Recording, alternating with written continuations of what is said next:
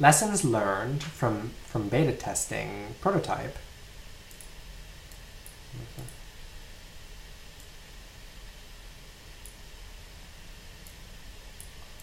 Oh, that's much better. It is important to note my small sample size in terms of extrapolating lessons learned. Out of 9 possible players, 6 players in total submitted avatars. Of those 6, 4 players in total submitted solutions.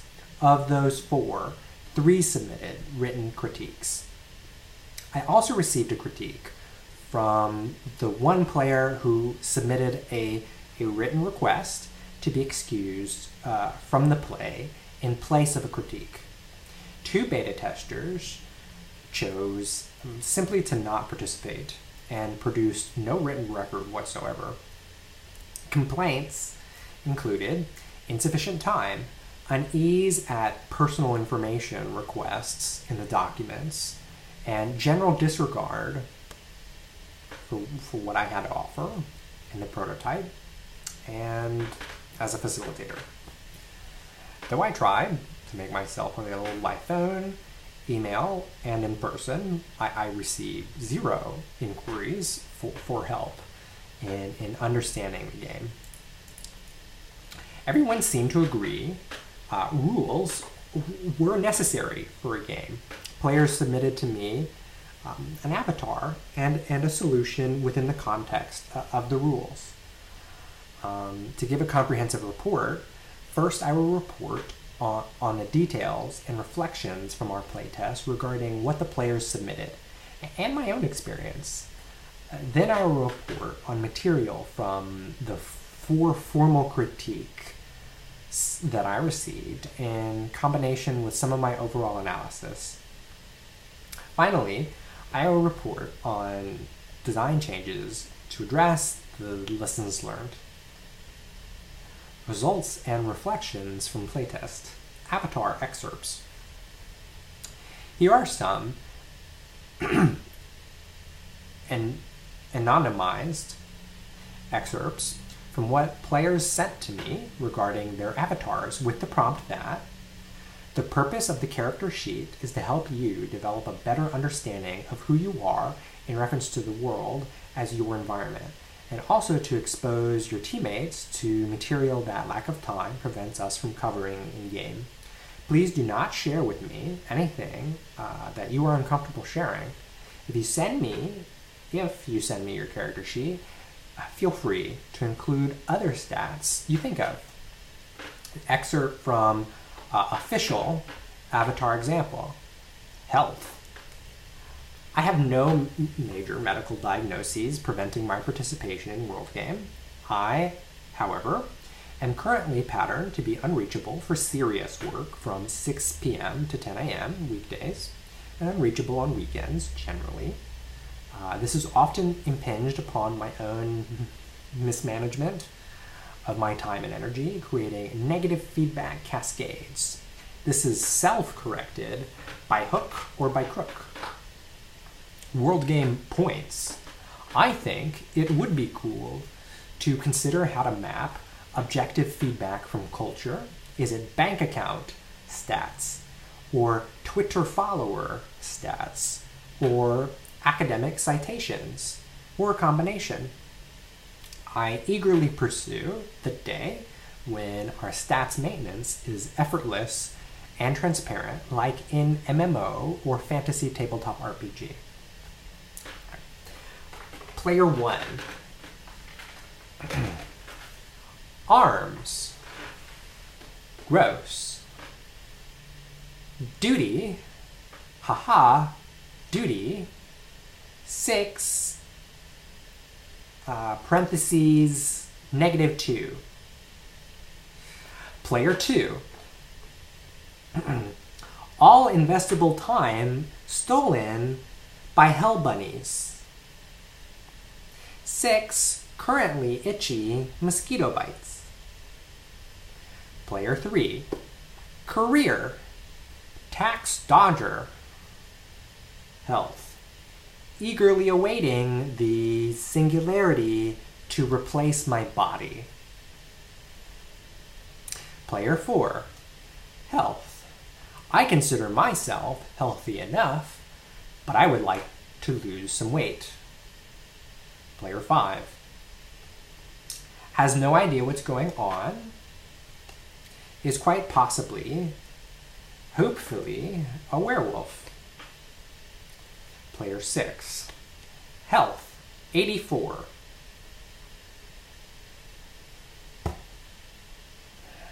Reflection on avatars. I had thought, okay, player 6 also has like, this person submitted a little like graphic of what 84 looks like in a game, like your health bar. So it's like a health bar and it's like 84 is still healthy, and then the rest of it is like, yeah, just to be clear. Reflection on avatars. I had thought taking the time to think about the nature of role-playing one's own life would be exciting, if not thrilling. Unique role of a lifetime designed just for you, by you. It seems players did not want a contemplative game, taking time to stop, slow down, read lengthy instructions, and write about the nature of reality was at odds with the expectation players had about my initial offering. What is it about health that made the beta testers uncomfortable? I still don't know, but it seems like there is a cultural glitch which is inflicted upon folks, some kind of body or sickness shame. This is doubly unfortunate because hiding health emotionally, little problems can become big ones. When I think about what I wanted from playtest avatars, I'm reminded of the song Revolution. You tell me it's the institution, well, you know, you better free your mind instead. The point of the avatar exercise was to engage people in self-reflection and to be a more effective problem solver, and to allow players to share themselves for conscious team coordination. One team composed of all artists and one team composed of all engineers would certainly benefit from acknowledging the subgrouping and could possibly benefit from intermixing a bit. Tabletop RPGs often require interdisciplinary teams in order to progress through challenges designed to foil specialized teams. During playtesting, the avatar sheet was not used in this manner. While I enjoyed the humor from beta testers, I was also caught a little off guard. Next time, I would want to find more give and take between us to find a happy medium for such a serious game. To achieve this end, I could loosen the language in the game rules and be a little more giving as a game facilitator. Solution excerpts. Here are some anonymized excerpts from the solutions players sent me, answering the prompt. The purpose of the solution, the purpose of the problem solution is the thrust of your move in World Game. And a careful read of Fuller's original vision of the game posits a simulation which would be translated to the real world in the event of a winning team. For us, the simulation must take the shape of a written document without the necessary computer tools supporting richer simulations. Excerpt from official solution example. My entry in World Game Tabletop RPG Seminar taking place Friday 5.6.16 Friday 5.13.16 Santa Cruz, California is entitled Golang Planetary Programming Language. The artifact of my entry can be found here, and there's a link. Player 1. As designers of systems, we should resist rationalization for its own sake by weighing the structural and organizational benefits of categorization against the dehumanization that often occurs as a direct result of it. Player 2. Make reusable grocery bags by knitting stripped, flexible plastic waste. Public worm compost bins. More public, greater than private, utilities plus resources. Science and tech communication through zines. Player 4. My solution consists of using the professor position to spread the message of equality as much as possible. Player 5. We need to go to space and find another planet or somehow curb population growth. My mind goes to dark places, perhaps something as grim as a selective virus that kills a large portion of the current population or renders most of it sterile. Because, from a long-term standpoint, it seems like we are completely fucked. Reflection on solutions. In the end, I awarded Player 4 for having the most realistic solution to addressing making the world work. Here's a quote from Player 4 that leads me to believe some of what I wanted to communicate got across. I understood that the core game loop of the game is actually doing, in real world, the solution I proposed. I'm every day working to achieve a position that I think it would make me a better person to help solving the problem. If this was a software program, I imagine Player 4's input would have had the highest probability of working. Next time, for solutions, I'd want to find a way to solicit more words from players. I am again reminded of revolution. You say you got a real solution, well, you know, we'd all love to see the plan. I needed words to compute the feasibility of solutions, and most of the time, the number of words was insufficient information for me to really grasp how players were imagining things. In order to achieve this end, I could alter the game rules to include more options for casual play rather than overemphasizing strategies for time-consuming play. Giving options to let players free write about problem solving could invite more valuable participation. I think of this as problem solving doodling.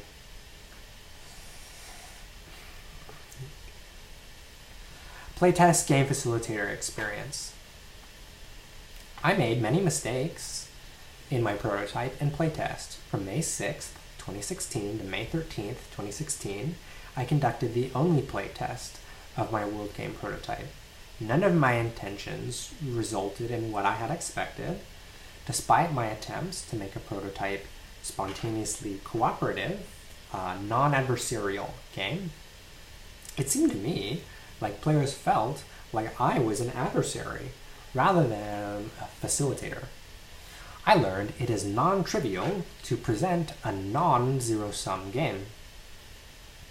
My expectation that I would learn new things by undertaking this experiment with a group of academics was fulfilled.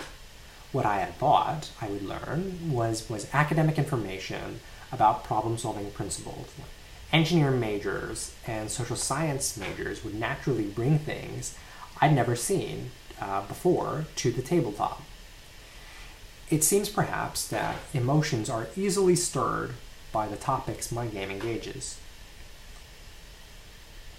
And what I ended up learning was much deeper than problem-solving principles. The players shared with me their strong emotions. Emotions I was not familiar with. and I felt things I had not felt before, both good and bad. I didn't know humans could transmit emotions so viscerally through a tabletop RPG. That's a powerful lesson learned. Another important facet is the structure of the game as a telecommunications tabletop RPG. One person commented, "Running a largest, non-digital, multiplayer role-playing game remotely is an interesting structure, presenting interesting challenges." Normally, people play games like this simultaneously, if not literally at the same tabletop, then over some kind of video chatting software. However, given time constraints of my particular group, and people in general, I tried to make the game non-simultaneous. Players did not need to be in the same room with me. However, they could reach out to me, their game facilitator, over the many telecommunications networks, dotting the globe at the push of a button.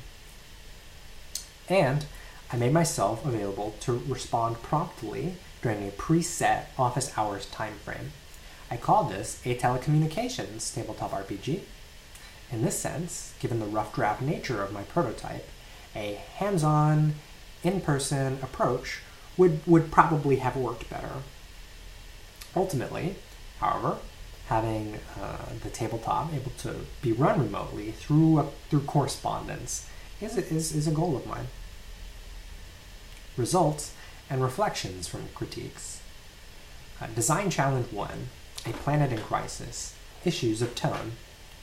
I suppose the larger caution I'm dancing around here is to not risk losing sight of how important this endeavor is by feeling the need to advertise it as fun, or by using the word game, spelled like that, perhaps world game, we don't know, in a way that implies it is less deep in intention than it is a beta tester. SMS with 89361 51316, 10:54 a.m. S:, all caps, test, cruise alert system. This is a test of the cruise alert notification system.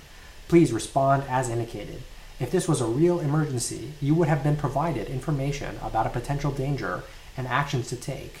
To confirm, reply with yes and send. Reply, yes. I received this cruise alert text message during the group critique of my work at the end of their playtest, and read it aloud.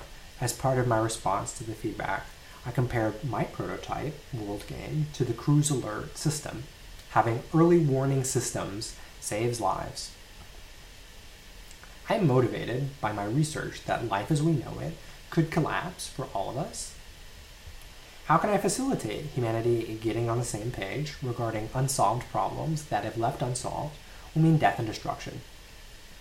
How can I do this in a way that is emotionally neutral or uplifting? Is that possible? It is non-trivial to design a game which sufficiently addresses global threats to survival and yet induces play which is often required for creative breakthroughs necessary to solve these long-time unsolved problems. The role players wanted to have fun while they problem-solved. I did not get any reports that they succeeded. And yet, is it really appropriate to have fun while solving gun violence or any other world-scale problem? I don't know. Maybe without fun, nothing gets done. I'm still processing what kind of tone, especially emotional tone, is optimal. I learned being a teacher or being a game facilitator is non-trivial. Design Challenge 2, Working for 100% of Humanity, Issues of Player Base. Definitely, Game World, and spelled that way, is not a traditional game, and I had a hard time to understand it.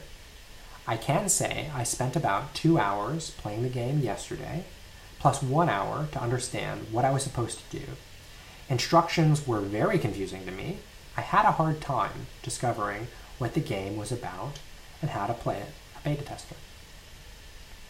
The number of different kinds of minds, who resolve themselves to formal education and academics is practically infinite. Since this is a mental sport, the co-ed segregation normally found in college sports can be completely erased. Not to mention all the other types of physical segregations which occur for good or for ill. Therefore, the rulebook must be written with diversity at its core. I strongly feel that everyone has something to contribute unique to them. That humanity is largely literate means the majority of total planet Earth can play this pen and paper game. However, I also have to ask myself, is limiting the game to pen and paper necessary? And it seems the obvious answer is no. There are games which use live-action role-playing, which is not encompassed by tabletop RPGs. What if someone wants to paint a picture in their playing world game? My original prompts were not accommodative to the many different persuasions of possible world gamers. The pool of global players does have in common a self, the world, and problem solving. However, does the game really need to be limited only to the avatar and the solution? Diversity in language / arts play will foster the creativity at the core of problem solving. My prototype was supposed to be an opportunity for players to start consciously designing the world, to feel at cause in the world, as opposed to at effect. My mistake was to limit the design parameters the original beta testers were given. Someone commented, "Fuller already did it. How does what you're doing improve or shed new light on these aims?" The lion's share of my improvement to the game was to add prescriptive rules necessary for a playable game. However, in the end, it seems I was too prescriptive. Could there be multiple versions of the game manual, a formal and an informal versions, for undergraduates, for graduates, for artists, for engineers, for whoever wants to play? Is there an audience for the level of prescriptions that I included in the original version? Or is it a consensus that minimal prescription and maximum description is the golden ratio?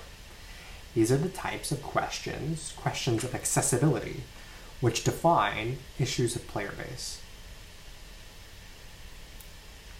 Design Challenge 3, World Game Teams, Issues of Inducing Play.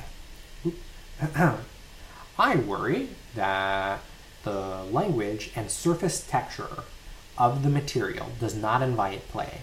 This feeling like I'm going to be graded is a little paralyzing and makes me not want to step into the magic circle of it all.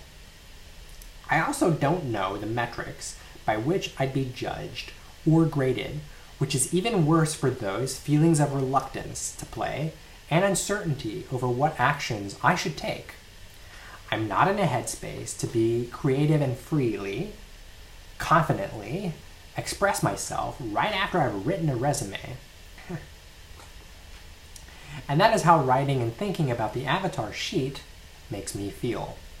Also, having to justify why you are the best person to achieve your proposed solution with the solution proposal is hard and keeps players from suggesting pie-in-the-sky experimental ideas.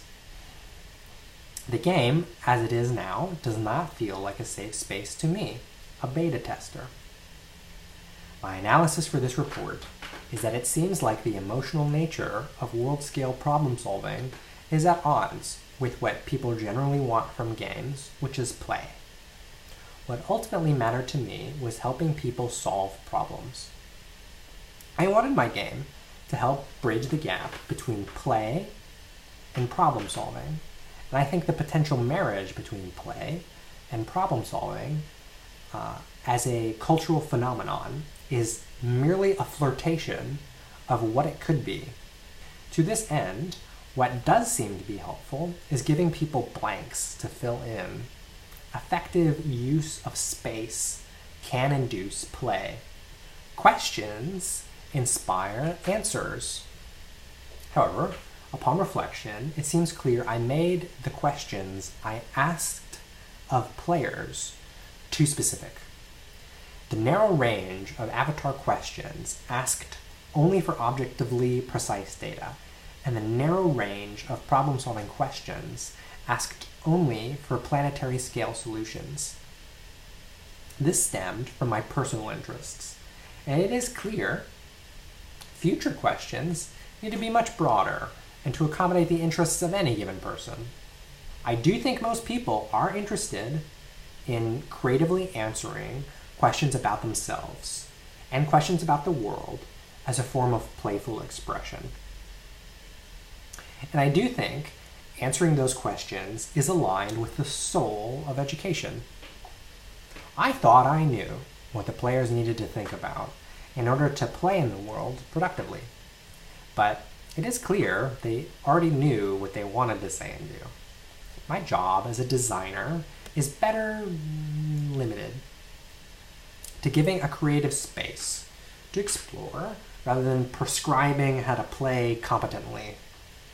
Various teams, various groups, various tabletops will play their roles as they see fit. I had only focused on hardcore teams when casting a wide net would go much further as a problem-solving engine. In the end, without buy-in, World Game doesn't work. Clearly next time, the designs must induce play from broad-spectrum prompts, expanding the magic circle for all types of play, be it silly or serious. Conclusion. When the dust settled after designing and testing my World Game manual, the question I had to ask myself was, what is the story of the world? When I placed my ear to the ground, I heard the story. Humans failed to work together in saving their environment, so they all perished together. Poetic justice. Unhappy, I thought.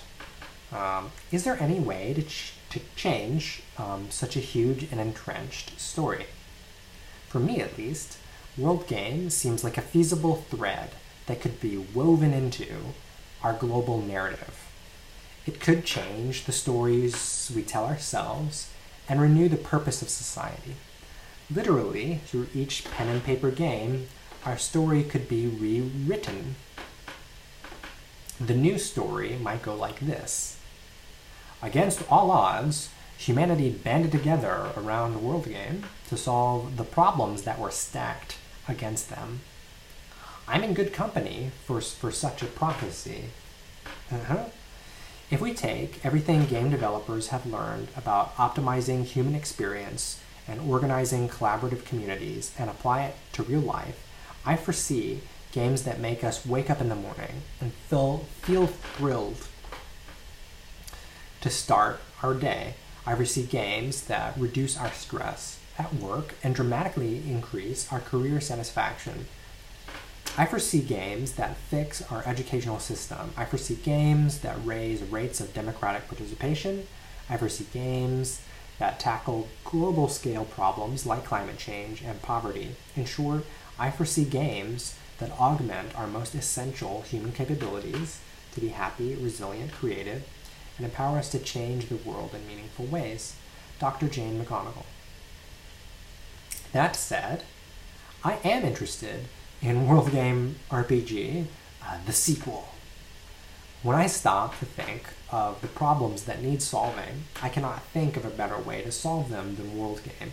If I could think of one, I'd be pursuing that. I'm confident the tabletop RPG genre lends itself well to the design of game, to the design challenges of this game. I'm confident the institution of college sports lends itself well to the opportunities of this game. In large, my takeaway for improvement is with regards to how to get World Game alive in the world. And now, a year and a half later, one lesson I learned is that it is okay I'm limited as a designer. I have very clear patterns, which not everyone responds well to. I make certain types of mistakes over and over.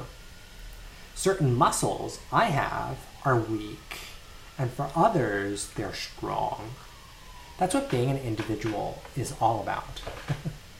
So how am I going to get World Game going if not everyone likes my ideas about how to do things, and I can't do it all alone?